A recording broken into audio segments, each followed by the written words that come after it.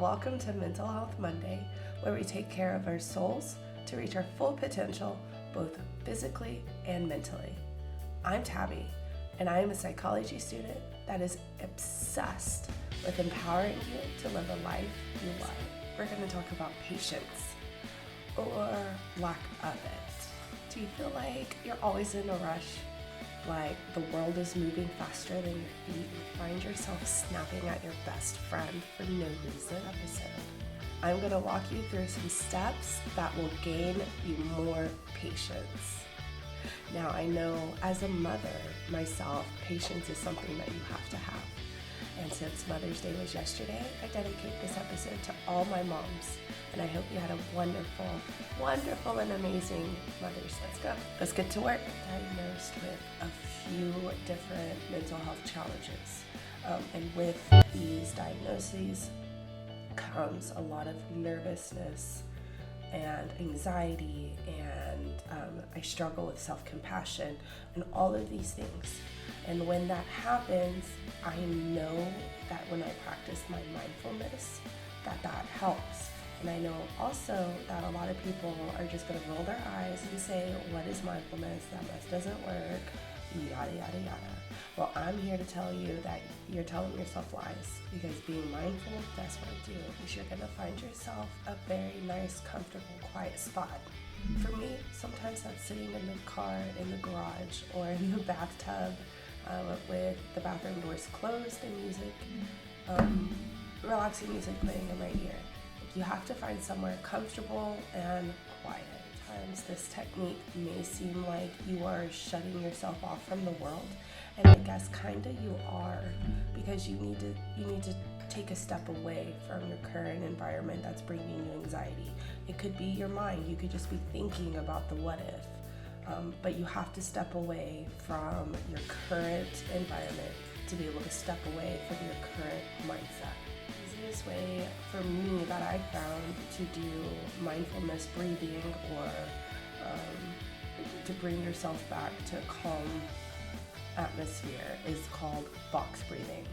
Now, I have a 9-year-old boy who is extremely ADHD. So he gets overwhelmed and impatient and upset with himself. So we have developed something called box breathing. And I think you may have heard this before, but our box breathing is a little bit different. We don't have a time, like in 4, out 8. We don't do that. We draw a box in our mind. What you're gonna do is you're gonna close your eyes, and then you're gonna just breathe in nice and deep, in through your nose and out through your mouth, and that stuff will continue to be the same. But when you close your eyes and you go in through your nose, you're going to visually draw a line, and then when you come out, you're going to draw a line until you're done breathing. So if you go in and then out, now I've made a box. Now sometimes it may be in, out, in, out, right? That's typical in the very beginning, is your stagnant breathing.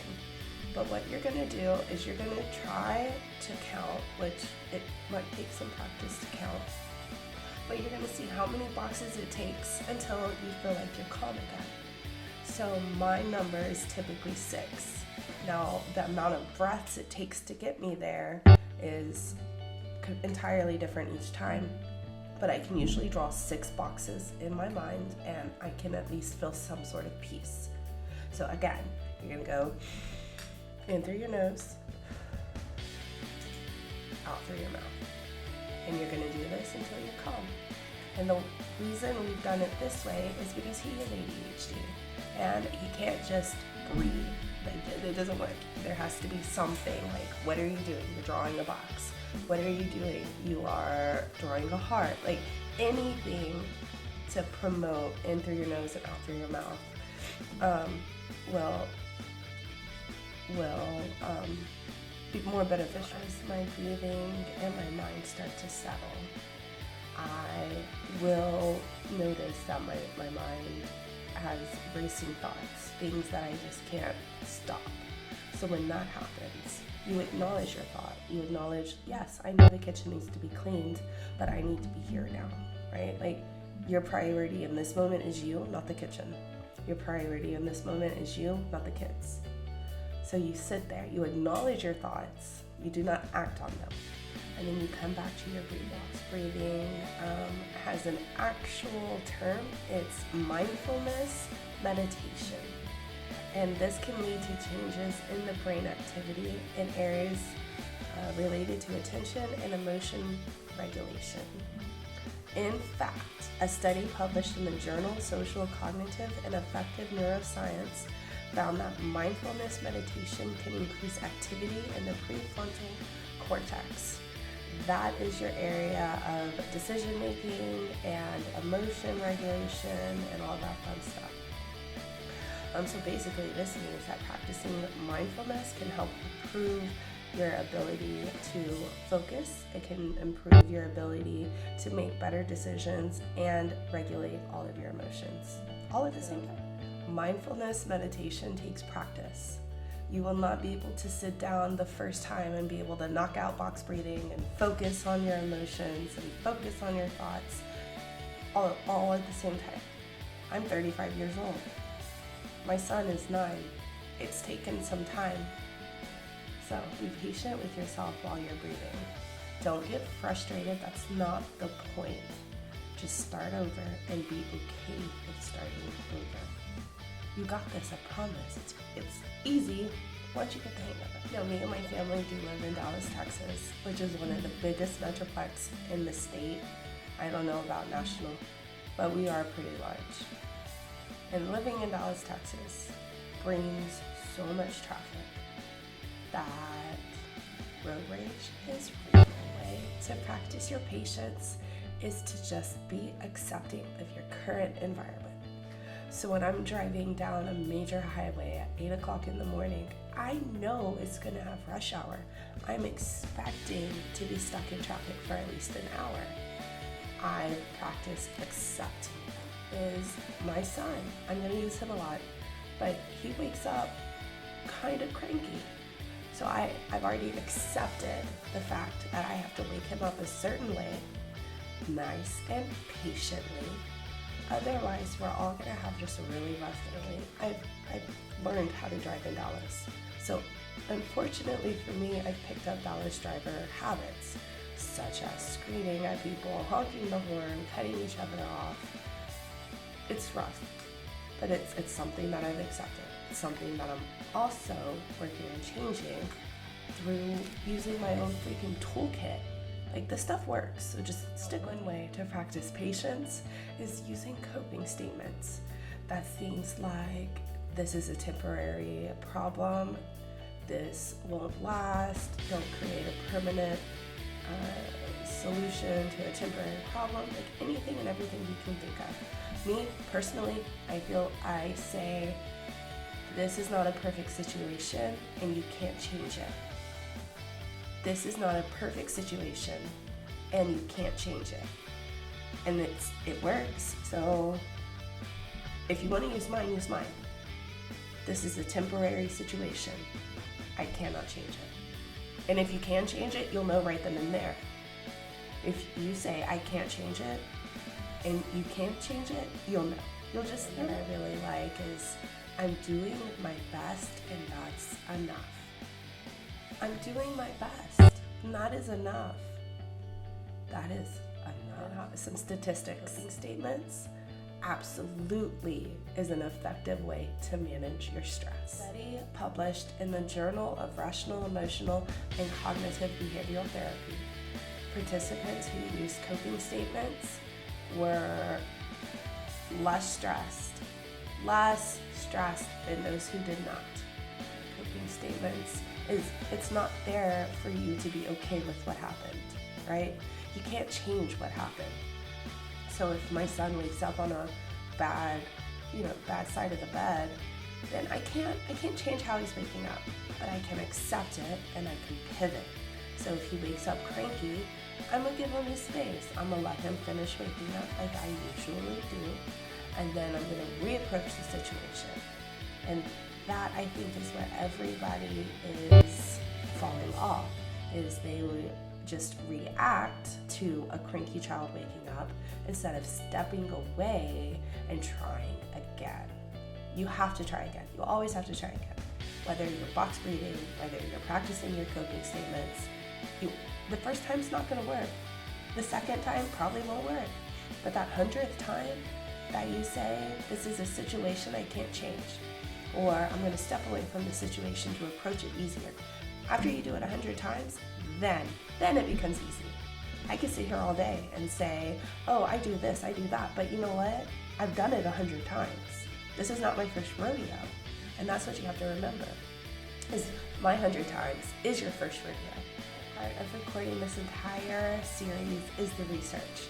So, in a study published in the Journal of Happiness Studies, participants who practice acceptance, so you accept that you have a cranky child, are found to have higher levels of life satisfaction and subjective well-being than those who did not practice acceptance.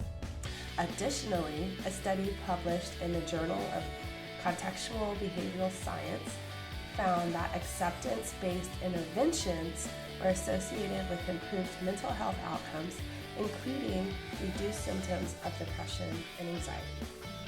Now, let's talk about that, because that's a whole. So let's use my son.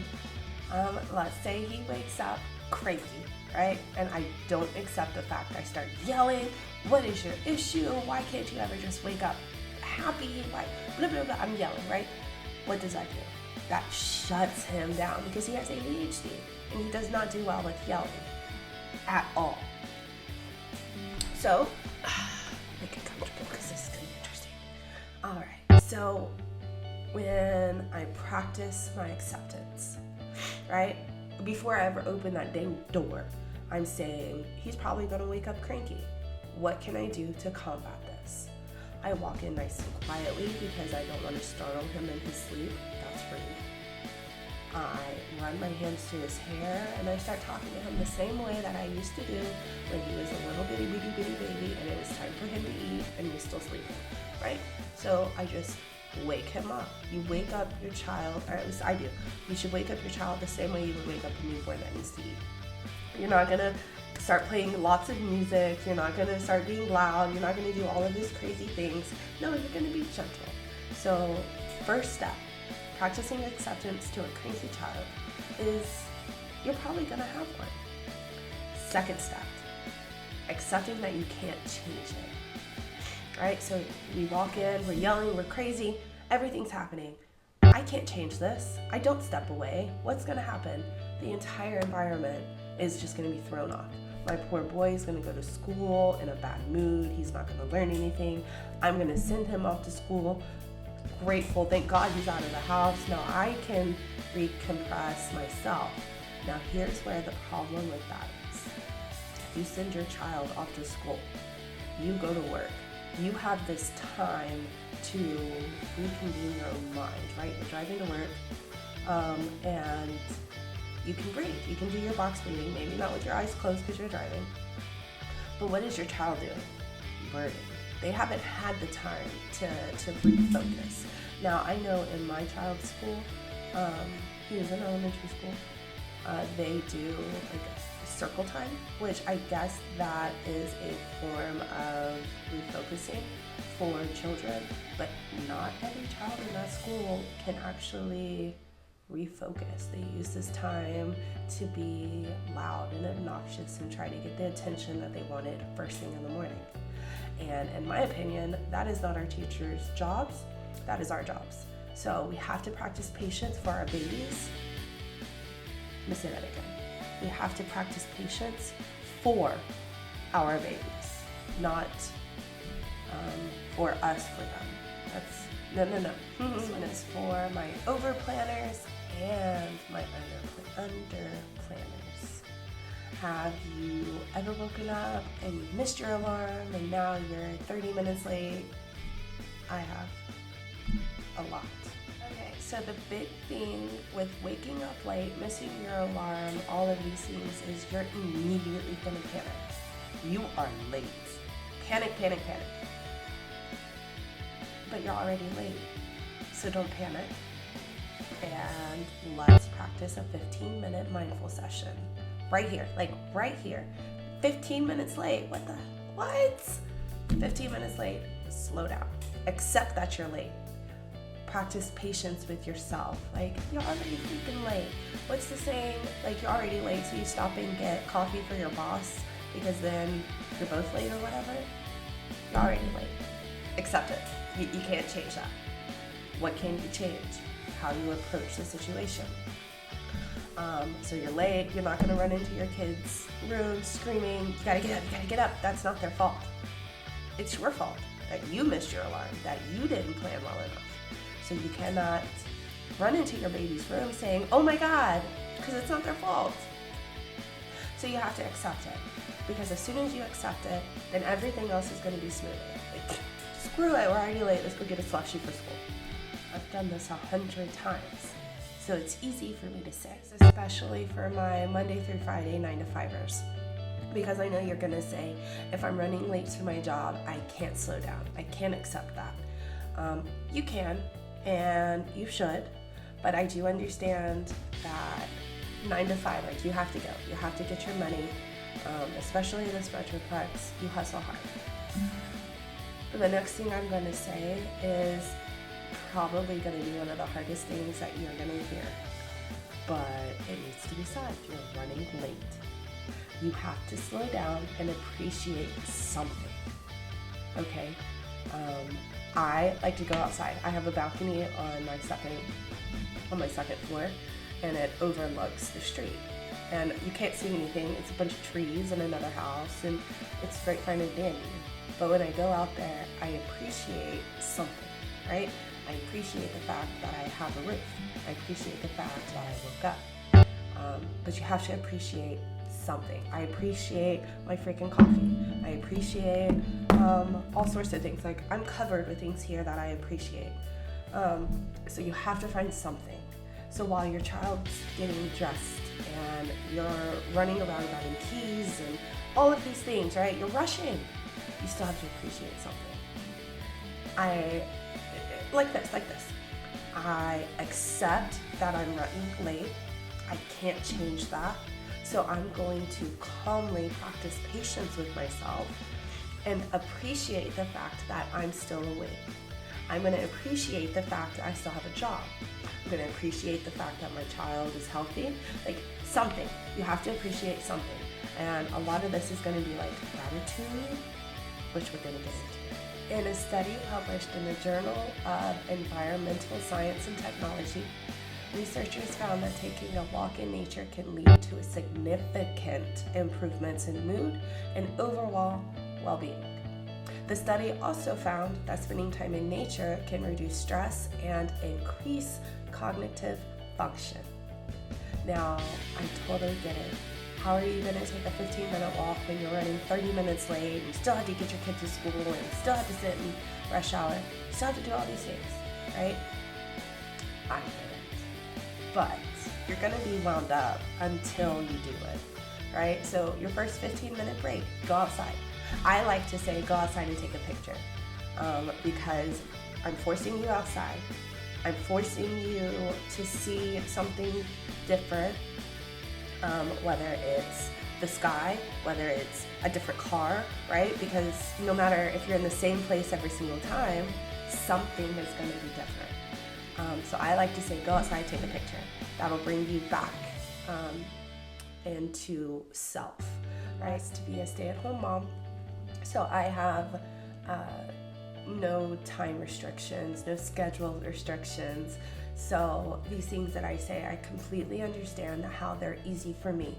And that's why I keep trying to give examples for a working parent. Now, let me say, by doing less, you will actually do more. Doing less does more. What the hell are you talking about, Tabby? Less. I'm able to prioritize all of my things, right? So let's say it's Sunday night and you're looking at your to-do, which I have a calendar, You're looking at it and you're like, oh my God, I have so much to do. How am I going to get all of this done? What happens if this and that and blah, blah, blah, blah, blah, right? So whenever you start to slow down and you can write things out and you can prioritize them in a way that sets you up for success, whenever you start doing all of this, then you know you are on your way to developing more patience. The very first time you say, okay, I accept this, I accept I can't change this, bam, you are on your way. Right here, I'm going to reiterate that practicing patience is very similar to practicing medicine, right? So you don't just wake up and say, oh, I'm patient. Just like a doctor doesn't wake up and say, oh, I'm a doctor. No, there's tests, there are study guides, there's all of these other things that you have to study for, listen to, read, etc. before you can say, I'm patient. Before you can say, I'm a doctor, I'm a lawyer, I'm press, I'm blah, blah, blah. You have to practice, you have to study, there are steps. So at the end of this webinar, if you say, oh, I'm patient, you're lying to yourself, and I'm gonna call you out. So this one's for my parents especially. Remember when our kids were toddlers and another parent or another person would say, oh, they've got a lot of energy, or where did they get all that energy from, or it looks like they sucked all your energy out of you, etc., etc. So that is a perfect example of what lack of energy feels like and looks like. You have no energy. That's easy. You become very impatient. You become easily agitated, and you have no clear focus on your day. Your priorities are tossed out the window, and all of a sudden your entire day has been derailed, and it's not even anything. Do what the Romans do, or walk like the Romans walk, or whatever the saying is. So when you're feeling impatient, it helps to walk in someone else's shoes. So when you're lacking patience, follow someone with patience. When you're lacking energy, follow someone with energy. When you're lacking self-compassion, what do you think you should do? Because it's not following self-compassion. Research shows that tapping into a playful side can and will improve your mood. Now, one way to be or to act more playful is to act like a child. So let's go back to the toddler, because I have a 2-year-old as well. When you act like a toddler, when you act like the Romans, when you walk like the Romans do, suddenly you're having fun, right? Because a toddler is exploring everything. They see a highlighter. This is a yellow highlighter. It's the same exact as an orange highlighter, but not to them. They are exploring everything. So you have to do the same thing. And as an adult exploring in the eyes of a toddler, you will start to see where areas of your life can be improved, where areas of your life can be improved for your children, for yourself, for all of these things. So the key is act like a toddler. Act like a toddler in the form of a temper tantrum. In a study published in the Journal of Play, researchers found that engaging in playful activities like singing, dancing, and laughing can lead to significant improvements in mood and overall well-being.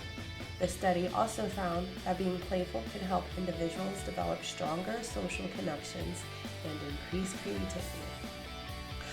On my Instagram, I like to dance, and I don't do it very often, but when I do, it's because I'm lacking my patience. So I start acting like a freaking toddler. I actually get my toddler, I set up some music, and we just start dancing. And 98% of the time, the song we're dancing to is not the song I'm using on social media, because then it would be like Meals on the Bus or Twinkle Twinkle Little Star. But that is my way of practicing self-patience, self-compassion, all of the things. And by the time my song is over, by the time I'm done dancing, I feel incredible. So if you're starting to feel like there's no way I can do any of the things you're saying, I know you can dance, I know you can sing, and I know you can laugh. So go turn on your favorite song, open your favorite knock book, journal, but do something, act like a child, because everybody can do it. We've all been children. What does being playful have anything to do with patience?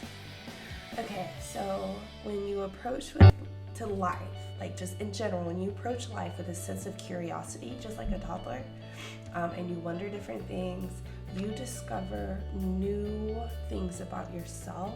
You discover new things about your children, about the world, about people, about all this stuff. So whenever you start to be curious about the outer world, you become curious about your inner world. And then you can realize, oh, I really don't have a lot of patience. Or maybe I have more patience than I thought. I thought in the very, very beginning I had 0 patience, but it turns out I had like 10% patience because I could still play.